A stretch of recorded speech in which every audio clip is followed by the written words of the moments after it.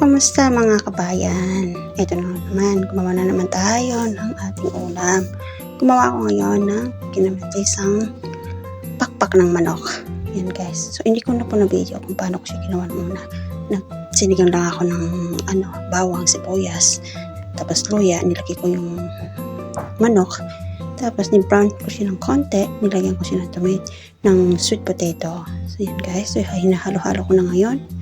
Yan, so hindi ko siya nagawaan nung first na gawin siya. So yan, hindi natin makakalimutan ang paglagay ng kanyang panglasa, asin, ang magic sarap, huwag niyong kalimutan. At maglagay din na tayo ng Knorr cubes na isang piraso. Okay, so magbubuhos na tayo ng tubig. Papakuluan muna natin siya. Tatakpan natin para kumulo. Anyan guys, kumulo na siya. So ilalagay natin na yung ibang kulay. That's ng repolyo. Yan. So, pagkatapos natin ihalo yung gulay, hahaluin natin siya. Tapos natin haluin, tatakpan natin ulit para maluto. So, maghihintay tayo ng ilang minuto para buksan siya ulit. Na guys, tinitikman ko na. So, tama naman yung panglasa.